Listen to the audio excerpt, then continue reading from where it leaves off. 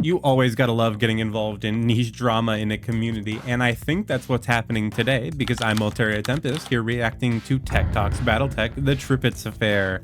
Apparently this is a space story that has a bit of controversy to it, from what I've read in a little bit of the comments section at least. But I am super excited to hear what Tex has to say about this because I am continuing my journey through Tex Talks Battletech, learning about the Battletech universe as a whole. It has been a super fun time so far, so make sure to drop a like and subscribe if you want to join me on this journey and see more of this. So without any further ado, let's hop right into the reaction.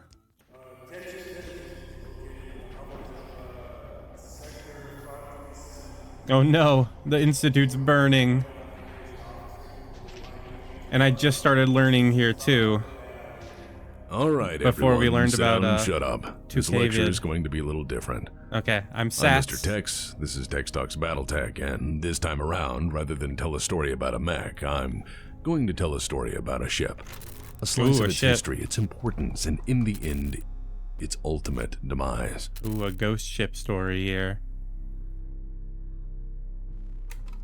This story, like so many others, starts somewhere in the middle, and to provide as much... That's actually kind of funny because in the last video I was seeing the pictures of their the big warships and I was like, oh wow, that's what they actually look like. Those look really cool. So I would definitely want to learn more about their warships in this. I am kind of a little bit obsessed with ships in all different sci-fi universes.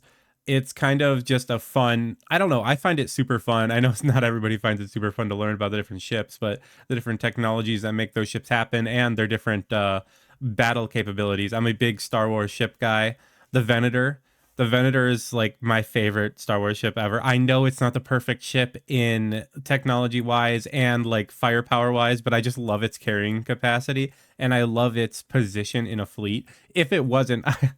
I'm going to start rambling a bit. You can totally skip this, but if it wasn't for the Republic using it as a like mainline battlecruiser, it would have been the perfect carrier ship for the Republic. If they had a more focused battlecruiser ship that could actually put down a whole bunch of turbo laser fire supporting the Venator, or have the Venator supporting that other ship, it would have been an amazing ship and they could have had an amazing Republic fleet. But with just a Venator, it's a little bit sketch, but it still works because fighters are just incredible in the Star Wars universe. And now I will stop rambling about that. Context as I can, there may be a tangent or two. Yep, there might be a tangent or two. Tie these threads together, so worry not. This is a little bit of a mystery too, apparently. Is a periphery folklore story. Oh. The periphery being the periphery. Well, you have to take these stories with a grain of salt. I mean, deep space has long held enough rumor and hearsay to fill many volumes of written work. And spacers are, well, by and large, traveling vagabonds prone to drinking their pay and telling extremely tall tales. That being said, the full story goes like this. Once upon a time in the late 30th century, the Taurian Concordat found an ancient, derelict Star League-era warship floating seemingly abandoned in deep space. Oh boy, that's never what you want to hear. I'm getting like super, like alien vibes almost. Are we waiting for like zombies on this ship? I hope that's not what it is because I am not a zombies person. I doubt it's a zombies, but I feel like that's just what I feel like. You never want to explore a derelict old ship you found in space. The vessel in question was a Black Lion-class battlecruiser. Okay. At 802,000 tons mass, and boasting enough advanced weaponry that even the clans themselves would later claim them as flagships post-Exodus, the Black Lion class was an enormously powerful weapons platform for any who had ambitions of galactic force projection. Untouched save for the ravages of time, it was a unique and truly awesome engine of war waiting for any who could claim it. Tonnage-wise, I'm not exactly sure very much on the different universes, because tonnage-wise, I don't really think of that measurement. I'm more like meters wide length for the different sci-fi ships that I know of. So I wonder if we're going to get stats for this or if it's going to dive more into the mystery. It's probably going to dive more into the mystery behind that. Something this powerful was obviously a fundamental force multiplier for regional political balance, as it was Indeed, a true relic of humanity's golden age, and naturally a unique opportunity for any power block of the era. And yet, on the verge of its recovery by the Taurians, mysteriously, from nowhere, unknown forces arrived to annihilate it completely, They before annihilated the disappearing ship? just as suddenly as they had arrived. Uh-uh. Unlike Oh, some boy. other periphery stories and folklore, Ooh. this story is entirely grounded in truth. What information I have suggests its destruction was rooted in the cold, hard calculations of an organization keen on maintaining the balance of power. This Comstar, I'm entire guessing? series of events encompasses what will later be called the Tripitz Affair. Okay. The Because I story know Comstar is pretty obsessed with preserving the balance of power in the galaxy, right? That's kind of, I was reading the Warriors trilogy, and that's kind of like the first thing you see is them kind of obsessing over the Federated Commonwealth getting together and starting to kind of become a major power in the region. So they're like, how can we stop this from happening, and how can we limit this? Because they want to become the Star League. the SLS Tripitz is not a simple one. And to fully understand why it was first abandoned in deep space, and then lost to time, and lastly destroyed, we have to dive into history. I'm ready. Let's For dive once into upon a this time, history. warships were fairly common. Once upon a time, they defined warfare in the inner sphere. But, as with all things in the inner sphere, things eventually trend toward betrayal, tears, And mechs are cooler. misery.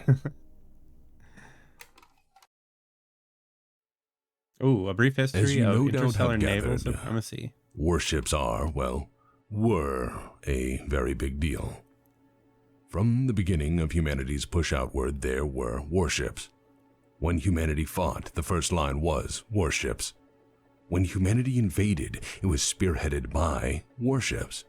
Every blockade, every major battle, every war, big and small, involved the simple arithmetic of how many warships you had, and how could you counter the enemy's fleet.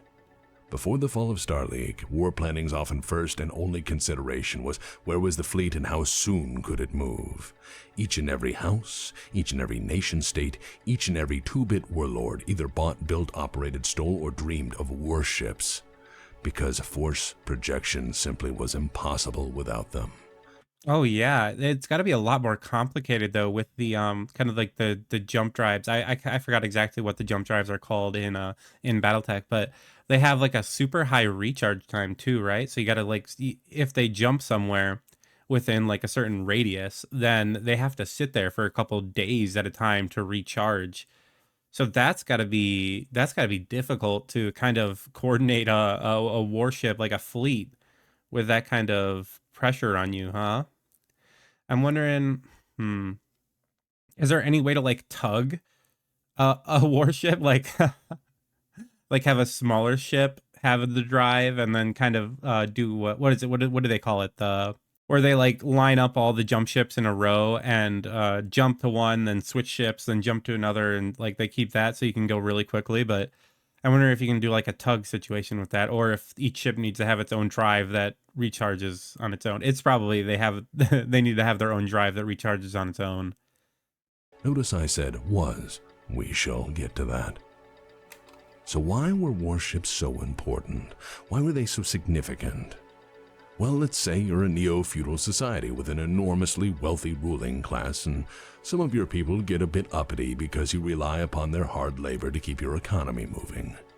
Oh Nothing boy. says get back to work like casually glassing a city or two. Yeah, Nothing at right. all has that awesome, righteous display of awe-inspiring power that a warship does. Just like if like historical China had it during like their peasant revolts, just glass a couple cities and they'll be fine. They'll they'll get the message. And as for warfighting capabilities, nothing held a candle to warships. They were fully FTL-capable vessels, meaning they didn't have to rely on jump ships to be ferried to and from conflict zones. They could just suddenly, and very inconveniently, show up to ruin your territorial ambitions. As for force projection, potential larger warships could and often did carry full fighter wings, transports, and sufficient ground forces to ruin just about anyone's day. Hey, fighter wings, my favorite. With a second-to-none communications and control system, a warship could effectively direct and through its weapons support a planetary invasion. Kind of like the Venator. Ooh. I just love how the Venator had so much carrying capacity, so it could carry like an entire planetary invasion force and coordinate that invasion force, which is cool. So I'm glad these ships can do it as well. It is no exaggeration to say that warships are what first enabled rapid, efficient warfighting, decisive tactical campaigning, absolutely effective counterinsurgency support, and served as the linchpin of every great house's power structure and arsenal. It can be argued that without warships, the great houses would not be the size they are today, as they could not have conquered and then defended their holdings. Warships were power projection. Warships were the absolute maximal force brought into any conflict. They silenced rebellion by mere presence. They were often the first to fight. I just love how Tex talks about that. His voice just works so well when talking about Battletech history. It's why it's so fun to react to all of his stuff. And the last to leave. Again, past tense. We'll get to that. Past tense. We're getting to it. You have to understand that building warships was the dreadnought rush of its time. Everyone made them. Hegemony and how shipyards turned them out alongside jump ships, as they were ultimately just another business product in that golden era. Every time the periphery threatened insurrection, the SLDF made warships and authorized an ever-expanding naval budget for peacekeeping purposes. Peacekeeping. Even great houses and periphery powers were keen to lay hands on what was the greatest weapon of its time. But if history has taught us anything, I'm guessing they use very similar technology to the mechs, right? So there's got to be some physical weapons, some missile weapons, and then some energy weapons as well on it. I'm guessing they use all three. I don't know if they use physical weapons out in space. I know some sci-fi universes like to use physical weapons out in space, and I like that, but it is fairly limiting. So I'm guessing they use more energy weapons, maybe. They're like the PPC stuff, like a similar technology at least. It's that arms races generally don't end well. Yeah, right. After the Amaris coup and the civil war which followed in its wake, the bulk of the remnant SLDF committed itself to an exodus under the leadership of General Kerensky. With them, they took 1,349 jump ships and 402 warships, intent on leaving the inner sphere and the impending succession wars far, far behind. After the horrendous losses inflicted on the SLDF by the Amaris Civil War campaign, I am very excited to learn more about the Amaris Civil War. I know that Tex does go into it, so I think it's fairly soon, hopefully, right? Because I'm going to be reacting to these in chronological order on that playlist. This was but a fractional remnant of Starleague's defensive force. However, it must be noted that for the record, each of the great houses also had their own militaries, and often those militaries were, in some part, patterned off the SLDF in terms of equipment, its use, and doctrine. As Kerensky had feared, some of the SLDF had elected to join house militaries or sell their services and become roving mercenaries. All of this awe-inspiring firepower, coupled with ambitious house leadership and the dangerous power vacuum in the wake of Starleague's collapse, resulted in a series of wars truly apocalyptic in scale. The Succession Wars? The Secession Wars were fought without much, if any, restraint. I'm trying to pronounce that right. Among all the other numerous casualties, by the Second Secession War, warships were thought to be completely extinct. One by one, they were destroyed in the great battles of that era. One by one, they were consumed in the fires of war through aggressive campaigns, poor maintenance, lack of spares, lack of repair facilities, and eventual lack of functional working knowledge on their systems of operation. Yes, in the end, the fires of war had even claimed knowledge as a victim. Oof. Their last major presence in the inner Yeah, sphere the was war's the gotta Battle be of crazy when they're like bombing people back into the Stone Age, as they say. Oof. Hesperus II, wherein they were thought to be lost. Each and every one, through direct action, were embarrassingly catastrophic FTL malfunctions. Oh, You have what is the FTL they use? Because they said they didn't use the same jump ships to like jump in and out. So is it not the recharge time? Is it like a different form of FTL that they use, or is it a similar form just on its own and not in a jump ship form? understand that during the Secession Wars, the technology base suffered horribly. Each house was keen to conquer what they could and destroy what they couldn't keep. Entire planets were razed. Entire populations were deleted. Generations of research and development were destroyed by enemies trying to deny their opponents any advantage. This was, to the best of their abilities, the great houses' attempted total supremacy. This was accomplished through a robust application of total war theory, and over the course of Secession Wars, humanity lost the ability to continue their ancestors' work, and in many cases they struggled to barely maintain it. By the end of the Secession Yeesh, war never changes, or I guess it even gets worse in the BattleTech universe. Kind of makes you think about what's going to happen with us, because we keep on building more and more things that are gonna destroy more and more places. But you just gotta hope, I guess. You gotta have some hope for the future. Wars, the Inner Sphere was a graveyard on a scale known only to the gods. It is no wonder that the Inner Sphere lost much more than peace. They'd ruined nearly every major technological advance they had made. Through their territorial ambitions and avarice, the great houses of the Inner Sphere had burned everything they inherited for the dream of controlling it all. Sadly, as it turns out, when all the rules of war go out the window, it's quite possible to bomb people into the Stone Age. The loss of technology from this universal campaign of indiscriminate warfighting had other effects. Now you're making me sad here. The loss of warships meant that campaigning became a tedious, difficult venture. I guess that is kind of a little bit of an upside. Like, they did war so much that they can't do war as effectively anymore. Houses had to now muster forces without the protection or force projection capabilities that warships afforded. Houses had to heavily garrison their worlds to prevent losing territory and resources to piracy, insurrection, revolt, or border skirmish. I love all these different kinds of ships. Like, everything, all the different designs is really cool to see.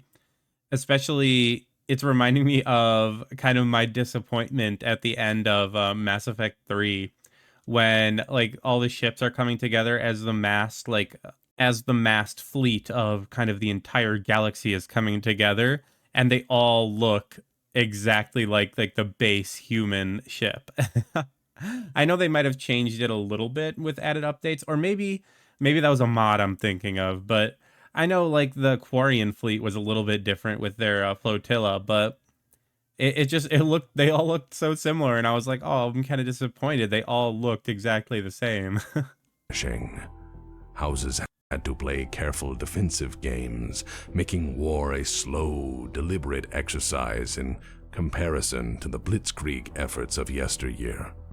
The great houses were reduced to a simmering cold war that occasionally flared into conflict before settling into a slog and then an eventual, if uneasy, peace. The slow nature of this conflict taught all the great houses to be wary of ambitious ventures, aggressive posturing, and going all in on any one strategy. No putting it all on black there. Through this backslide into a more primitive technology base, a precarious balance was maintained. No longer did the great houses have the power to make unilateral war against their neighbors, or control substantially more territory than they already had. The loss in technology kept them more or less in check. To gamble on ambitious conquest could result in calamity, and so all sides learned to play the great game, making moves carefully. Disinformation, propaganda, and careful allocation of forces became the standard. Wars were now over a dozen systems, not hundreds. Yeah, what was it by the end of the like second and third secession wars? Wasn't it just like a little bit, like a couple worlds changing hands every now and then? It was just like a very long war, because everything that I read from around that time is very not very, it doesn't feel like it's like total war like they was described as in the beginning when warships were around. So the loss of warships kind of took them out of the state of total war, where it's just like kind of like a simmering, not cold war, maybe a lukewarm war. Succession wars had strangely made the great houses closer to equals than ever before. And you have to understand, there are some people who are very interested in maintaining that delicate balance at any cost for their personal benefit Hey, alone. space AT&T. C is for Comstar. So, walk with me a moment here. A moment into crazy land. Here's the thing. We're going to have to acknowledge at this moment that the Unisphere has two histories. Two parallel histories. There is, of course, the official history, which most everyone knows an interpretation of. Each and every citizen of the sphere and periphery alike has their own view of history, which makes their government look great and others look bad, and so on. Of course, of course. Then there's the shadow history. This is the ultimate what really happened account of events, and is more or less an endless chain of shadow wars, grand conspiracies, assassinations, proxy battles, spies, lies, meddling, and madness. All moves in the great game of galactic politic is in the shadow history. So, put on your tinfoil hats now, boys and girls. Oh, I'm ready. We're gonna open the pages of the crazy book and delve into what really happened with the Tripitz Affair. Oh boy, now I want to see Alex Jones trying to describe Battletech history like he described Star Wars history. Horrible person, funny clips. Whole story, not just the folklore. So firstly, we have to talk about how Comstar is more or less the root and cause of many problems in the inner sphere. Comstar controls all communication in the inner sphere, period. Yeah. Comstar controls all banking. Yeah, they'll definitely thank you for it, because they got all the information control, so they'll make you thank them for it. But like these last couple of videos, learning more about Comstar, which I'm happy about, and also almost learning to respect them, because I know like my base assumptions on them and what I know so far is that they're horrible, kind of like pseudo religious extremists who want to keep everything the same and kind of are working for the word of Blake. I think that's a little bit more of like a later development, but so I'm initially very hostile towards them as a faction, and they even kind of created a whole bunch of the problems that they end up solving, especially in like the last video when we learned about the Battle of Tukvid. But I'm so bad at pronouncing that. I don't know if I'm pronouncing it right, but whatever. So we learned about that, and I kind of respected them for how they managed to like completely stop the clans in their tracks, and they earned a little bit of respect from me, especially the comm guards. And in this one, they are earning a little bit more respect from me, just because we learn of how much damage the inner sphere managed to do when they had this sort of technology with the warships, and them trying to keep warships out of the hands of the inner sphere and like kind of keep technology from advancing that far again is almost very sympathetic now to me, because of how horribly the inner sphere used it in the past. It's a difficult question now. Like it's honestly like something I would have to heavily think about. I'm more towards, obviously I have a bias towards progress just instinctively, but you'd have to think about it hard now when this is what historically happened when humanity had that much progress. This is what they did with it, and they bombed themselves back into this state. So keeping them in this state would probably save a lot of lives, right? It would destroy a lot of lives because that amount of technology could help develop past the whole bunch of difficulties that humanity has already, but it would also destroy a life. So it's a real question you have to think about now. Being that the C bill everyone has paid in is backed by Comstar's communication services. And that's a Everyone weird takes idea. C bills. What is it backed by? Is it a so it's like like a fiat? Is that what they call it? Like a fiat currency backed by their communications? That's like the weird idea, but it definitely works just based on how important they are to the inner sphere. Because like a communications blackout could just completely destroy any of the houses, right? And they control the communications, so Because H bills or house bills are largely tied to how sane their government is at no. the time. And Yeah, right. considering that the answer to that question is usually between almost and never, C bills are always the more attractive option. By the way, before you ask, the current Okay. exchange rate Getting from a some single exchange C rates. bill to modern US dollars is between $8 and $10 to the C bill. In case any of you nuts want to say, but the numbers for a mech cost isn't high enough. Yes, yes it is, because that number is in space bucks or C bills. Tangent aside, let's get down to the hard facts. Who owns the actual monetary unit of exchange and facilitates its use throughout all commerce? Comstar. Who runs the Mercenary Review Board, which is the only reasonable and reliable way to hire mercenaries, rate their services, and ensure you don't get ripped off. Comstar. Oh, I've never heard about that. You got like a mercenary review service, almost like a guild. Like you'd think it's like a fantasy guild in space. I was just reading an amazing fanfic by what was it? It's like a governor. I'll put it on screen maybe if I can find it. It's on Space Battles, and it was a self-insert into a Star Wars planetary governor, and they kind of start a guild in space for mercenaries to draw mercenaries into their systems and kind of act like a fantasy guild, and I thought that was just a cool idea. Who listens to all communications traffic and probably reads every message?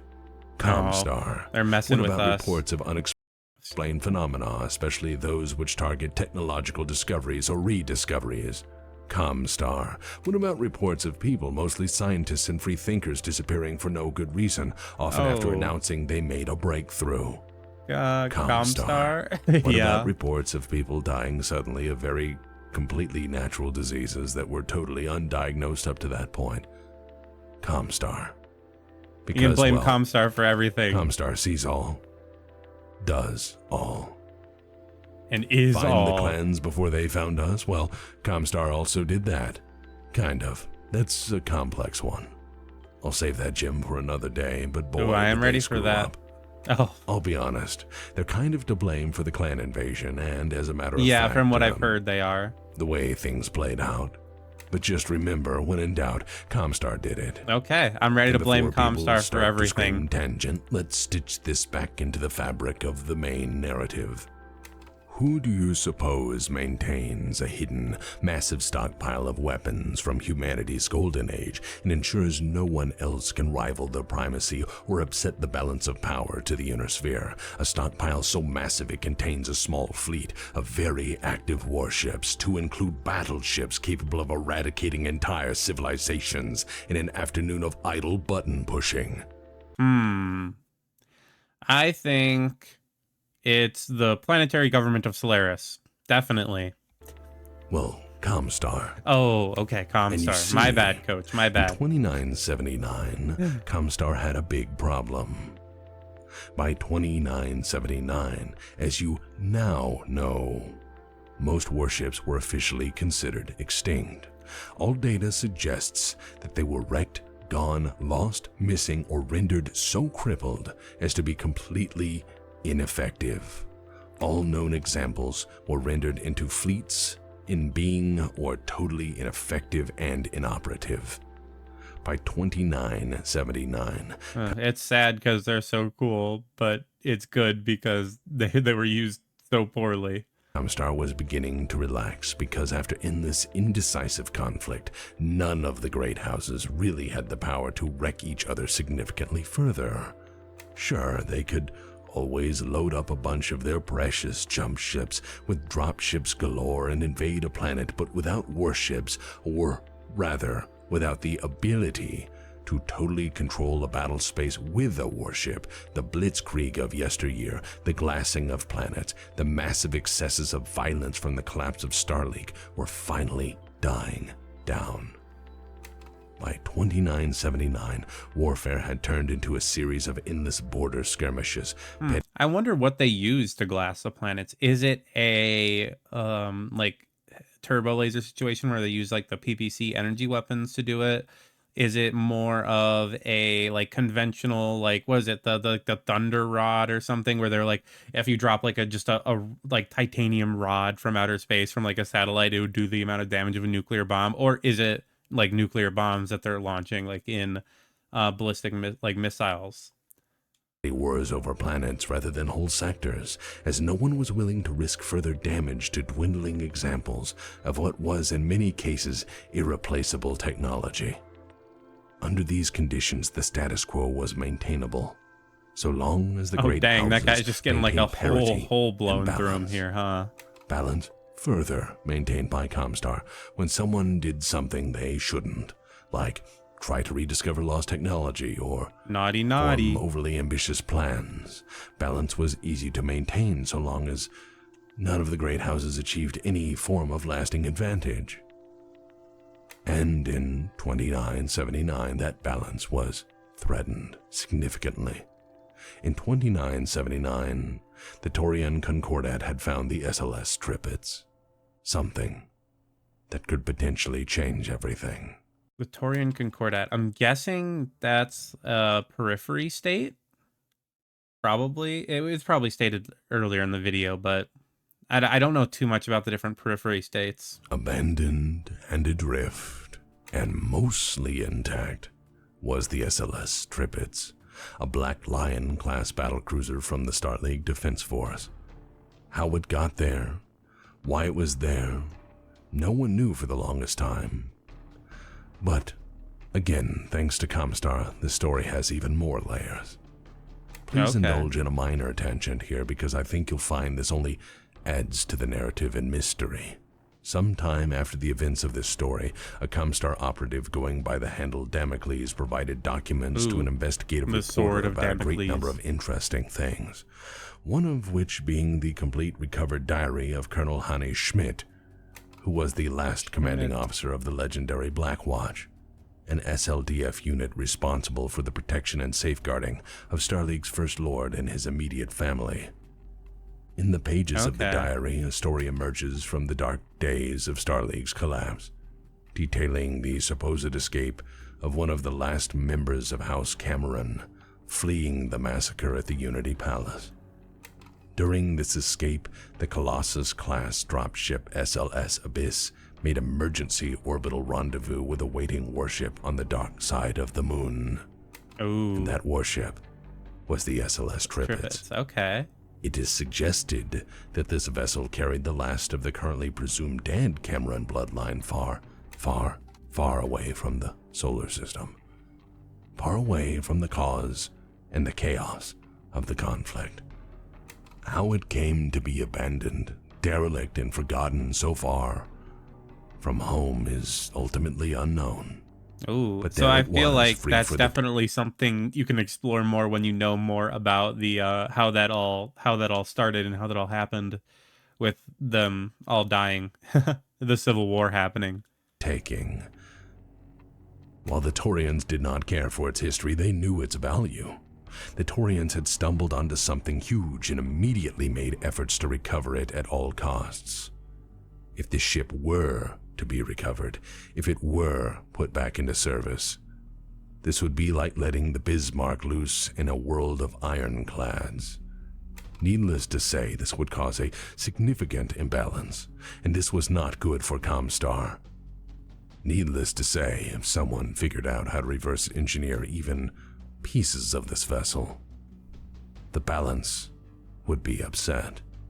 Also, being that something this huge couldn't be kept under wraps, it was soon learned that the Capellan Confederation wanted to recover it for their own purposes, and well, of course, as soon as any intelligence agency in the Inner Sphere knows anything, they all Comstar do. knows Comstar everything. knows everything. As you may have gathered, other than controlling the money and having a second-to-none intelligence-gathering instrument, you may remember Comstar has firm control over all communication. So unless the great houses are willing to pony express all messages around their empire at all times, never enter it into any computer system at any time, which and rely on nearly memorized impossible, messages right? only, they're going to have to interact with Comstar in one way or another. Naturally, when Comstar found out about this ship, they decided that maybe it would be best if nobody got the Tripitz. Comstar Primus Yin Takami immediately dispatched the 1st Division of the Comstar Guards and Militia under strict orders that none should take the Tripitz. Also, they were given strict orders that they should not, under any circumstances, allow themselves to be identified, and thus painted every piece of equipment they had stark white. Because I guess that's what you do when you're Comstar. Yeah, right. Be I feel weird. like that would And, be of course, almost identifiable, right? I feel like Comstar is a very bright white kind of. I feel like that's what most of their things look like, right? I don't know. Assets for plausible deniability. Oh boy, we're back to the Shadow Wizard money gang. Operations where they I should love be casting operating. spells. Did I mention they started a technobabble religion? Robes and all. Wizard spacemen.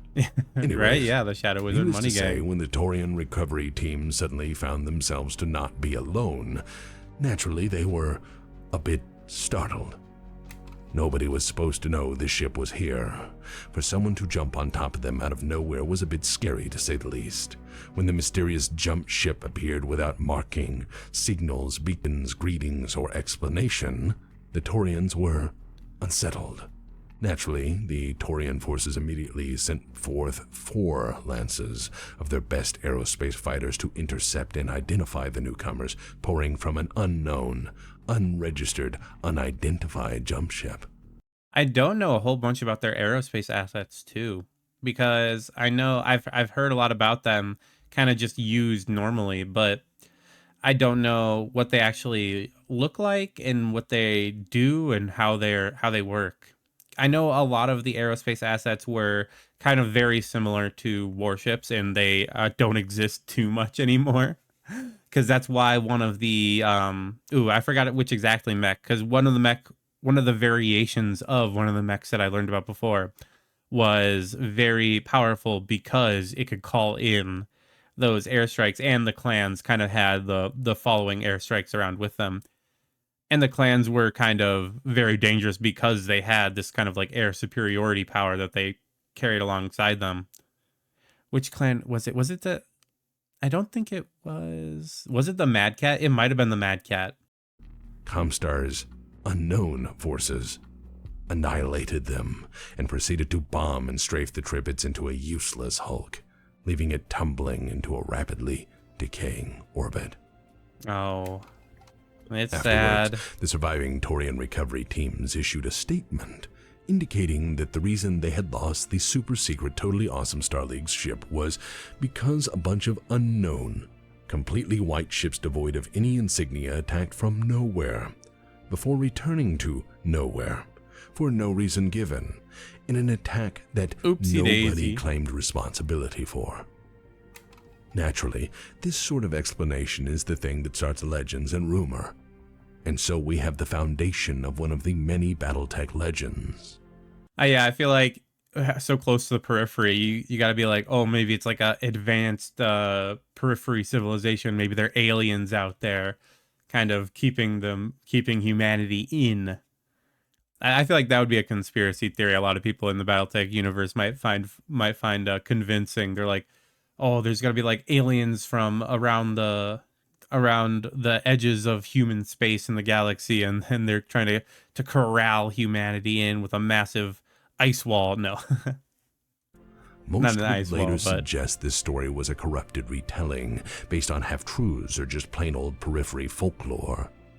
Some surmised this was the cover story for a partial or total recovery of the Tripitz. Oh, maybe, Others right? That would it work. wasn't unknowns but Capellans that struck the vessel. Dang, Capellans. The story lives on as the Vandenberg White Wings, which as a tall tale sits on the shelf between the so-called Minnesota tribe and the disappearing battleship of Merope. All fine stories. So is it more when they're saying, oh, you can always like blame Comstar, like get your tinfoil hats ready? Is that more of a outside of the universe Battletech player's perspective? Because you can always kind of blame Comstar for everything. Or is that more of an in-universe, like what the people think perspective? Because I know people were blaming like Capellans and stuff, but were some people actually blaming Comstar? Is it like fairly well known that they're up to shady stuff, or are they more of a seen as more of like a neutral force by most people? Shrouded in the classified, hidden, or shadow history of 31st century combat. So that more or less ends this episode. Oh, I want wow. to go over a few thank yous before we proceed to do whatever stupid we have cooked up for the credits, which some of you watch. Firstly, thank you for I watched the indulging my credits. tangents. I think they were warranted this time. I don't always show them, in this sort of complex, but I do watch layered them. history. Secondly, thanks to Sarna.net for being the best fan-driven. Oh yeah, and if anybody has any sources where I could, or any videos pretty much, where I could learn more about the starships or the battleships of the Battletech universe, let me know, because that's something I would be pretty interested in. Wiki you will ever find. If you think Wikipedia is better, remember that midichlorians are canon. I'll just Oh no, why are we always roasting Wikipedia? I love Wikipedia. It's fun to read. I love their distinctions between canon and legends, how you can just like click on to the different ones. It's very complicated, a little bit overcomplicated, but it's fun for a wiki dive. I'll give you that. It's fun for a wiki dive, but it is very complicated. The reason someone's a big bad Sith or Jedi is because of bacteria. Or and I'm not a big fan of midichlorians, but you know, it's Star Wars lore. It's a complicated beast. It's a complicated beast. whatever. Now that you're dead inside, let's move on. Oh no. If you're interested in Throne taking arms against a trueborn warrior? Obliterate this place. Oh no, wait, what if... No, that was Jade Falcon. No, don't. I was thinking of that because I like the name Jade Falcon, and from what little I've heard, they've been cool. So I was thinking of picking that. But are they fighting ostriches in the animated show? Yes, this is a typewriter. Hopefully they didn't lose to the ostriches. Next week on the Adventures of the Steiner Assault Squad. I thought this was the Steiner Scout Squad based on all their mechs. Ich habe gerade ein Elementar aufgeklärt. Seine Kommunikation wurde soeben beendet. Hervorragende Aufklärung. Yeah, excellent scouting. You will be promoted. Stealthy operations, huh? Sehr überrascht. Außerdem steht in Flammen. Ich fahre mit der Aufklärungsoperation fort. Are these atlases? I think, based on the faceplates, they look similar to atlases. Gegenwehr ist minimal. Minimal. Deine Aufklärung ist beispielhaft. Friedrich 3 hier. Ich kundschafte gerade in einer Stadt, sagt Bertha. Ich habe keine Bienen mehr im Cockpit, aber ich bin sehr beschäftigt. Hey, the bees are gone. Es muss so viel ausgekundschaftet werden. Ich werde den ganzen Tag mit Erkundschaften zu tun haben. Ich habe gerade das Kapitol aufgeklärt. Jetzt ist es ein Krater. I mean, Benötige you don't have to anything to report if there's nothing there to report anymore. Unterstützung zur Aufklärung des Raumhafens. Das kann arrangiert werden. They're just shooting the mechs at the planet. all right, instead of Oh, that's always funny. credits, I'm gonna answer a few. Okay, the Black Pants Legion Fortress. Council meeting on the new Black Pants Legion applicants. Ooh. Okay, we got another new fuck here. Seems to actually be able to follow instructions and figure out how the fuck No. We're trying to reach. We're hitting the has-been hotel trying to reach our swear quotas right now. to do it for once. That's a nice change. Okay, any opinions on this one? Egads, they're reading now. This is most distressing. I am a bear. Ask them about what wine goes with good cheese. Let us see the measure of this man. Does anyone have a 1/4-inch muffler with half by 28 threads? I'm asking for a friend. Ask them if they like iron brew. Find out if they like iron brew.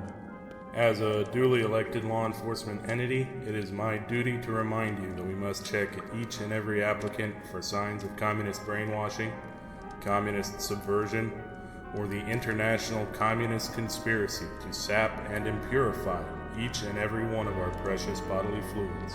I am a bear. Sounds reasonable. Yep, I'm a bear.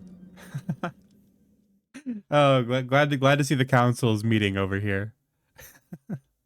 I don't know a lot of those characters, but I'm sure I'll learn. I'll learn as I go on. The Clanner Elemental, oh, an all-around cool dude. The Editor, the Black Pants Legion.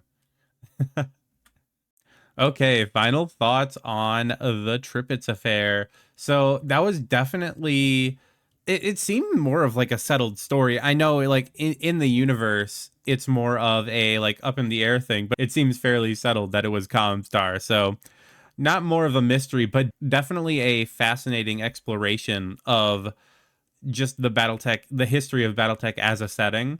And I love obviously how Tex comes at it from a like historian of the inner sphere. Always love that. And of course, all my thoughts on the different warships and stuff. I got most of it, I think, out while watching the video. I can't really save anything for the end because I'll totally forget it by the time I get to the end, so I won't be able to talk about much unless I started like taking notes, but I think that's kind of weird. I don't know. I'll think about it because I know some people don't like the pausing, and I know some people do like the pausing, so I don't talk over the thing. So I'm trying to I think I'm settled more on like a pausing during it and giving my thoughts during the video because that's what I'm here for. I'm here to react. And if I don't like actually give out my thoughts, I don't feel like it was like a successful reaction video. I don't know, because I'm trying to learn. That's kind of what I like in a reaction video.